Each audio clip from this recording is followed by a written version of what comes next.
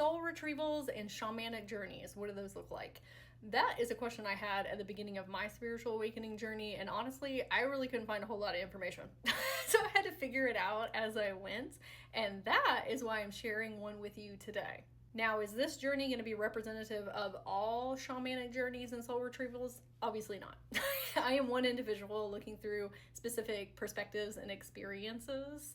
However, sharing one with you will give you a lot of insights and downloads as to how you can create one yourself, either for you or for other persons. It's a roadmap and a guide. It has this specific storytelling arc and narrative. There's a reason and method for all of the ways that this story unfolds, and you'll be able to see that. I recommend saving this video because it is quite lengthy. So you can listen and watch it when you have time and energy.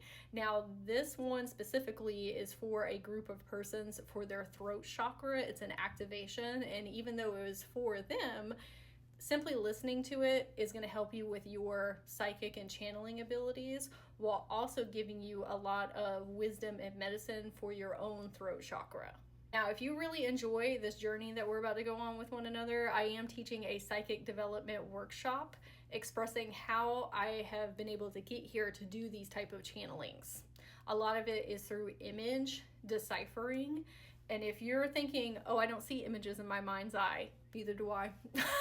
I actually feel images instead of seeing them visually. So I talk about that within the workshop, but then also how to develop if you do see images in your mind's eye. So no worries if that's you too. And we're going to be talking about the greater concepts of soul retrieval and shamanic journeys. You can register for that in my bio or in the comments. And let's go ahead and get into the throat chakra activation. Hello, and welcome to this throat chakra activation that we are about to experience with one another. This is going to be pulling in some timeline healing as well, and remembrances of different incarnations that we have experienced in a certain starseed planetary system. So if you have felt that you are maybe from a water-based planet, or you have spent some time and energy there as different lifetimes, this will help unlock that within your Akashic record. So let's go ahead and get on into it. And as always, I'm going to be reading from my notes to keep me on track. So when I went to your energy field, you and I were standing in kind of this dark place, not exactly sure where we were at yet, and we heard this voice that was coming in overhead, kind of like when you're at the grocery store and somebody's making an announcement. That's what it sounded like. And the voice said, hello, hello, hello, can you hear me? It was reverberating in this tunnel system that we are apparently in, kind of like an echo. And we talked back to that voice saying, we can hear you. This is when you looked at me, oh, my lights are going bananas back here. Hold on. Okay. Confirmation. All right. So anyway, I'm just gonna leave that in. Okay. It's like confetti of lights. This is when you looked at me and asked, where are we? Like specifically. And I said, we seem to be in some sort of cave system. These look like the walls of your throat chakra. And you said, we need more air permeating through. And I said, okay, what do you think a solution for that would be? So basically, just think of yourself in a cave. And there's absolutely no light coming in and no drafts of air, just very stagnant within. I said, what do you think would be the best solution for that? What would burrow ventilation holes in here, in the cave, in your throat chakra? And the image that came up in my mind that you were telepathically sending me, you didn't even have to say it, I just saw it, was termites, like the little bugs with the wings. And I said, okay, termites most certainly would, which I thought was funny because it's like a pun, because you know termites eat wood. So termites most certainly would, but you seem hesitant about that, like the termites themselves. Why is that? Is it because you need a different animal, or is it because termites look creepy? And you looked at me and said, both. Okay, we need a different animal because that one's not exactly in energetic alignment with what we're seeking for throat chakra healing, but also because they look creepy.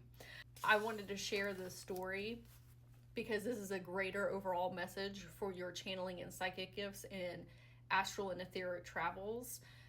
Oftentimes, when we are entertaining things, not entertaining is not the right word, when we are meeting ethereal beings, oftentimes we can be a little bit nervous and anxious about it because we don't know what they're going to look like, or we do see them and they look so vastly different from what we have been aware of thus far that it spooks us. Either you or your inner children, okay, or even different incarnations of you that are held within your records. And that's what causes the creepiness. But that can extend to animals or entities, you know, whatever. But the story that I wanted to share was I, in my life, have had a intense fear of wasps. When I was a child, I grew up on a farm and they were everywhere and I would be stung all of the time. Now, looking back at it as an adult, of course, I'm pulling more wasps into my field because I'm petrified of them and I'm thinking about them constantly. And so they're going to be more prevalent in my life, and I'm freaking out every time I'm near one, and so they get spooked and then they sting me. But it happened often enough that it created a lot of PTSD and trauma, and I took that into adulthood. And then when I got a little bit deeper into shamanism and working with spirit animals, I said, hey, I think it would probably be really beneficial for me to work with the consciousness of the wasp spirit so that I can heal this trauma that I've been holding on to and not be so anxious when I see them or I am around them. And I'm not saying that I completely cleared that out because they're a little scary still, okay? You know? But I did a lot of meditations to connect with the greater consciousness of the wasp spirit. And honestly, it brought me an immense amount of healing because I was asking, why are you here? Like, what is your role on Earth? Because when we are perceiving them, it's like, oh, nothing. I mean, obviously they're here for a reason. Mother God, you know, gave birth to them. They're here to like sting you and stuff. But there's a lot of beautiful medicine and messages that are enfolded into the wasp's role here for healing or being a part of the environment, the cycles of life, and seeing it through that lens really gave me a different perspective on how to interact with them, and it subsided a lot of those fears. And honestly, I don't even pick up on them out in nature hardly ever anymore. And that might also be because, you know, I live in a different location, but honestly it's not that far from where I grew up. But it's just pointing my energy and attention elsewhere and working out those fears that I had within, and now I'm having a completely different experience. But it took me connecting with the spirit of the wasp in order to move forward in my life. The reason that I want to share that is because of the next animal that we're going to have come up, and your higher self let me know that there are several animals or cosmic beings or the potentialities of cosmic beings coming through where we are having those internal infrastructures of fear with things that are creepy or the fear of what could happen. It just having anxiety about things being vastly different from us, which can ultimately lead to blockages in our third eye of perception. And not even just with cosmic beings. This can be opportunities that are trying to come into your field, experiences, new relationships. It's kind of circulating in the fear of the unknown.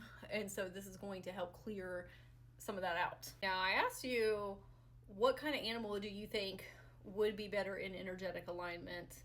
And the first one that popped up was a starfish mole. A starfish mole. So you have seen that somewhere in either this existence or different lifetimes of yourself. I'm going to prepare you for this picture, okay? Because when I opened it on Google, I was like, oh. Okay, so this is a starfish mole, and you can see his little nose that he has here. Okay. It's a very large protrusion out of their face. You looked at me and said, that one's just as creepy. Okay, just as creepy as the termites. And I said, well, what classifies something to be creepy? And you said weird looking. I said, okay, do you think of an alien? Aliens like relative. I feel like we're all aliens, but just an alien that looks like vastly different from us. If an alien showed up right now, do you think that it might think that you were creepy? In the way that you look, and not necessarily like in a negative way, but like, wow, you look so different than me. I said, are you creepy? Talking to you? And you said no. And I said, okay, well, maybe we need to redefine what that means. Okay, we're gonna do some fun facts because I went on a deep dive to learn about these different moles so that we could shift the energetics with this feeling of unsettledness. And I misspoke a minute ago. I called them starfish moles, but they're star-nosed moles. So I'm going to be reading an excerpt from something that I read earlier and then summarize it in a way that was a little bit easier to understand. Okay, so here we go. Star-nosed moles, because obviously it was showing up in your field for a reason, like we need to learn about it. Star-nosed moles have a wild star-shaped nose that works like a superpowered touch organ. Since they live in total darkness and barely use their eyes, this nose helps them sense the world around them. Neuroscientist Kenneth Catania, for 20 years, studied these moles. Okay, talk about hyperfixation. So what he discovered is their nose works kind of like our eyes, especially the smallest parts of the star, like right in the middle, which they use to focus on important things like food. These small rays, okay, the rays are the protrusion things coming out, are treated by the brain like a high resolution zone, similar to the fovea of our eyes. This is a spot for our sharpest vision, like when we hyperfocus on something. When the mole touches something with his nose or their nose, it quickly shifts to the center of the small rays, like how our eyes jump around using quick movements. This pattern shows up in other animals too, like bats, who have an auditory fovea to focus on key sounds. So bats, echolocation. Okay, the moles have a nose location. Okay, and fun fact, these moles are the fastest foragers in the animal kingdom, deciding if something is food in 8 milliseconds, faster than a blink, earning them a spot in the Guinness Book of World Records. Now, in the terms of spirit animals and shamanism, what do moles in general mean? In spirituality, moles are often seen as symbolic messengers from the unseen realms, deeply connected to the subconscious, intuition, and shadow work. Because they live underground and rely more on feeling than sight, they represent the ability to navigate the world through their inner senses rather than external appearances. Now, this is an important piece of information. Trusting our inner sight versus our outer sight, or inner senses versus our outer senses. And that's going to swing back around in this message here. And that's the reason the mole was coming forward. So I asked you again, do you think the mole is still creepy? And you said, no, actually it's really cool. And I said, oh, why is that? And you said, because they're super cute. And I said, well, why do you think that is? And you said, a lack of understanding, taking something at face value. That's why you didn't think that they were cute before, because you didn't really understand their role here, their role here on planet Earth, and you're like, oh. But then once we learned all those fun facts, you're like, oh, wait a minute, that's super cool. And I asked, how do you think that this relates to your throat chakra? And you said, maybe I've been taking things at face value. And I said, okay, well, what do you think those things are? The things that you're taking at face value. And I said, let's start with the cave. Like, why do you think that we're in here in the first place? And you said, feeling trapped and confined, talking about your voice or communicating, feeling trapped or confined. And I said, okay, that's taking it at face value when you feel like that you're locked in the cave system. But let's take a step back and shift our perspective. What else could it mean to be in here? And you said a sacred sanctuary, a fortress, having very strong walls. And what you meant by that was boundaries around your truth, value, and beliefs. And I said, okay, love that. It's a lot more positive and empowering. Just because it's a cave doesn't necessarily mean that it is negative, right? Or there's a whole bunch of things that you need to come in here and heal. Like maybe it is positive and that's just how your psyche is perceiving it. And then I asked you, well, what about the feeling of suffocation? When you said that we needed more ventilation, we needed more air. And you said, well, maybe if I look at it in a different perspective, the reason that I wanted to burrow holes within the walls is so that the sunlight could shine through. And I said, what does the sunlight represent to you? And you said, new ideas and perspectives immersing in your field. We have been working on solid foundations and self-trust. So basically, there was a time in your life where you were allowing people's expectations or opinions to weigh too heavily on the decisions that you were making in life. So you kind of shut yourself off to that and did a lot of internal work to feel sovereign in your own right. And sometimes we have to really block out what other people got going on in their realms and paradigms so we can recenter into what our truths, beliefs, and values are.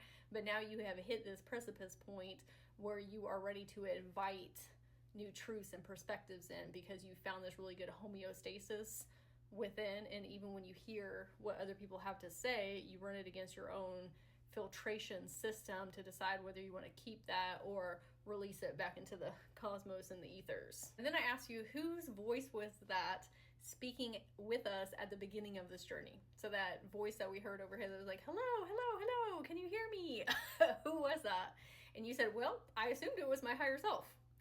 And I said, okay, well, who do you think it is now? Because again, we're shifting perspectives and not taking things just at face value. And you looked at me and said, let's go see. So you and I walked out of your throat chakra, out of the cave, and we were standing in these really grassy plains. You said, I didn't know that I could leave the cave. I said, you can do whatever you want. This is your energy field.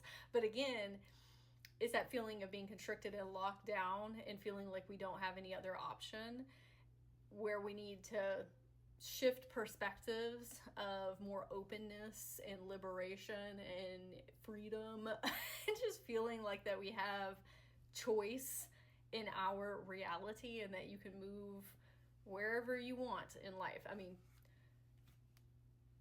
theoretically. That makes sense, not theoretically, but in relation to changing identities or your career or how you're showing up in your relationships. Like, you get to decide how you want to present yourself. I mean, you can also take it literally about, you know, like actually moving locations too, but it's in your sovereign right to do so. Like, you get to imagine a new experience for yourself. So you and I are walking across these grassy plains and you look over and say, is that a woolly mammoth? So I'm going to show you a picture for my visual learner girlies. Okay, so woolly mammoth.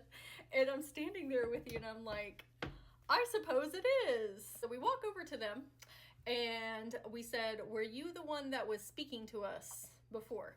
Like the echoing. And it took its trunk and pointed at the direction that it wanted us to go in. Now, the reason that a mammoth was showing up in your field, they represent the echoes of Earth memory encoded into our DNA. So at this point, I knew that we were going deeper into your Akashic records, and the woolly mammoth was pointing us in the right direction within your Akashic records. And this is going to be an instance of timeline traveling, heading somewhere in the past. Now, we know that time is relative. That's like a human construct, but just for the context, like, we're going back in history. This is when you and I were all of a sudden floating around in some water. And you said, where am I? And again, we heard this voice that was coming overhead, and they said, you are in the heart of Lumeria. You are in the heart of Lumeria. That is a water-based starseed planet, if that is your first time hearing about it. I am also going to include 2 Lumerian meditations that I've done on my spiritual awakening journey that help me connect with that energy. So if you want to dive into those, pun intended, they will be with the resources that I always include. So you and I were floating around in this water, and a woman came up to you. I wouldn't necessarily say like a mermaid or a siren, but some type of water-based woman. And she said, you possess the diamond enchantment.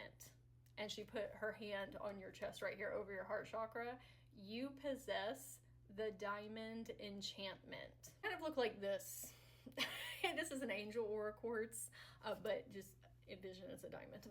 I gave it a shape like this, and that's like in your soul's core. And so this is when you and I astral projected inside of the diamond.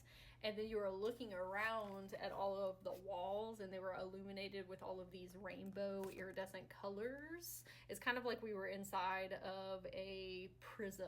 When you were looking around, you said, what are we doing here? And this is when you started to get a little anxious, because we were not getting the answers immediately.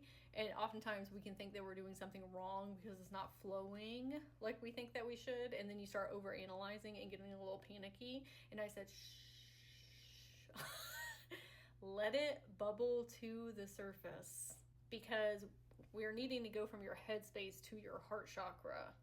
This is not something that we're going to think our way there. This is something that we feel our way there. And feelings can be a lot to sift through. So oftentimes you need to give yourself a breath. Also, with the symbolism of water, that means that we're diving deeper within ourselves, like proverbially and actually going into higher planes of your psyche and your subconscious, and then into your Akashic records. So it's going to take a second. It's like, just give it a second, okay? Like, we'll just sit in silence for a moment and let arise what needs to. That's good advice for any channeling and psychicism work that you want to do in the future as well. It said we need to lead with our soul versus leading with our mind, because our soul is where those answers are going to be found. So that Lemurian woman was back with us within the diamond, and she said, you are a key holder of energetic transmissions. You are a key holder of energetic transmissions that are vocalized through your speech. We need to feel into our truth. Again, with the feeling, we need to feel into our truth instead of seeing what's around us, because that's causing eye strain. Because when you were searching for answers out here, okay, in the crystal that we were within, that's where the anxiety was coming from, where the greater message from your higher self and the Lemurian woman here was, close your eyes and go within. What do you feel? Because that is going to give us the compass directions of where we need to go. And sometimes the external circumstances that we are experiencing is not a true reflection of ourselves. That's because of trauma, programming, oppression, capitalism, all the things. But if you simply took a minute to ask yourself, what is my truth? What is it that I feel is true for me? That will course correct you into the timelines that are more preferable. But it's a feeling-based experience, not a thinking-based experience. So when you're traversing through life and you see things that are non-preferable in your external, we need to take a second to recenter back within in our heart chakra and our throat chakra, because they're interconnected with one another and as they're right next to one another, and say, what do I feel is my truth? It doesn't matter what I am seeing out here, because if you just keep going with that, you're just going to keep on getting regurgitations. What do I feel is my truth? And that's the actual truth within. And then you'll see that start to be reverberated out in your external. That's how you shift things. This is when we saw a hummingbird feeder with all these little hummingbirds, coming around to get the sugar water in here. And we were asking, what does this symbolize? So the sugar water is also known as nectar, okay, the nectar of life. So what the Lemurian woman and your higher self want to convey to you is that when you see things in your external that you are not preferring, they want you to envision that you're taking all of that energy that's up here in your mental space that is vexing you. You're trying to use logic, which that will work, but that takes a lot more time and a lot more effort. Okay, what they want you to do instead is envision you taking all this energy up here, this chaotic energy, and it's pouring into your throat chakra, and then ultimately like down into your heart chakra, but pouring into your throat chakra like the sweet nectar of life, okay, into our feelings, into our emotions, into our internal truths. Hummingbirds in shamanism represent carrying ancestral wisdom. Carrying ancestral wisdom. Some more symbolism here. You are the container. Okay, for this activation that we are about to be talking about. Okay, so you are the container holding all of life's nectar, life force energy. Okay, the container is you as source, but also you in this very specific incarnation. The nectar within is your energetic transmissions as yourself, as this avatar, okay, but then also as source, you know, channeling through you, okay? These are ancestral wisdoms, your energetic transmissions that are coming out for the hummingbirds. The hummingbirds are people who are attracted to the sweetness of life, people who really enjoy being here, that are not trying to necessarily escape. And they're like, you know what? I'm here, we're gonna figure it out, and we're gonna have a good time along the way. They're the persons who are a bit more positive and optimistic. I'm not saying that we need to be that way 24/7, okay, because we just feel how we feel, and when we be going through things, okay, life be lifing. But as an overall general, you know, concept, these are persons who are making it their goal to have fun in life and to thrive. And so those are the people, the hummingbirds, who are going to take the ancestral wisdom that you have to offer, okay, your nectar of life, and share and integrate it with others in a quickness. The quantum shifters, people who have figured out how to collapse timelines.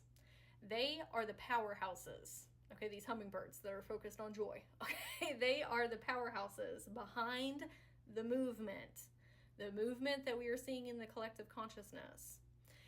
Tiny but mighty. They understand this can be done on an individual scale. They understand how powerful they are and help people recognize this within themselves through leading by example. So basically, to summarize this,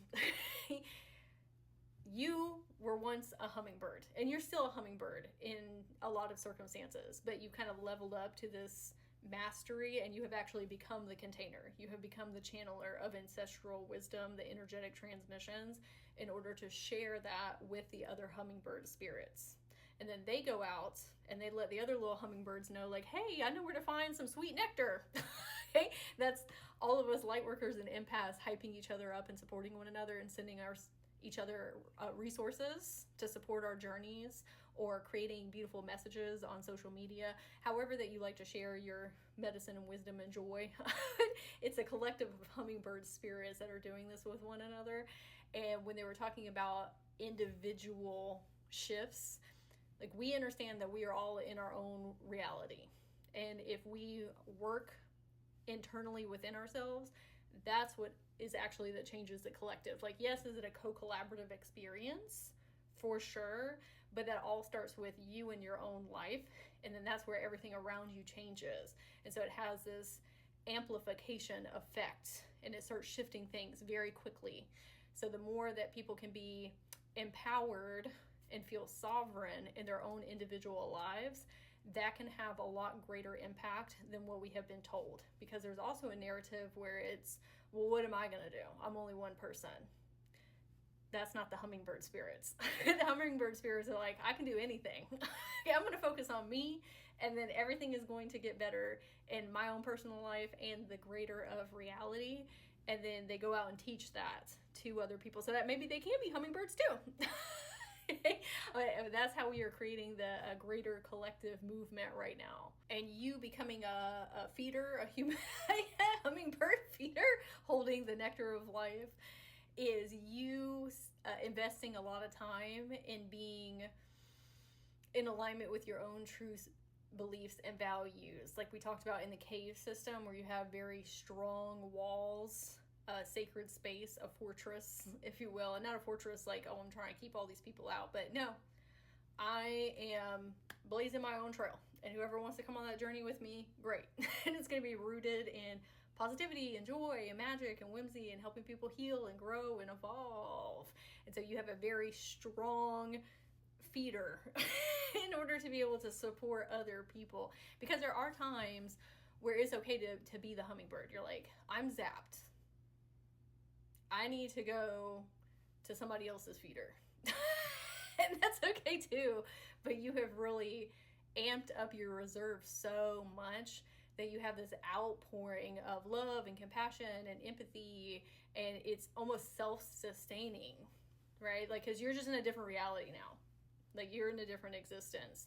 You're not having to only be the hummingbird, if that makes sense. Like, now we can be the sustainer of life as well, because you have gotten so in tune with channeling insights and wisdom and knowledge from your higher self, higher dimensional planes, source in and of itself, and Mother Gaia and all the beautiful animal spirits. Obviously, this is a very dynamic soul retrieval, but that's reflective upon the work that you have done within yourself. So everybody, your higher self, the Lemurian woman, all the spirit animals, they want to big celebrations. So to conclude, these might be some synchronicities that really stuck out to you on our journey today.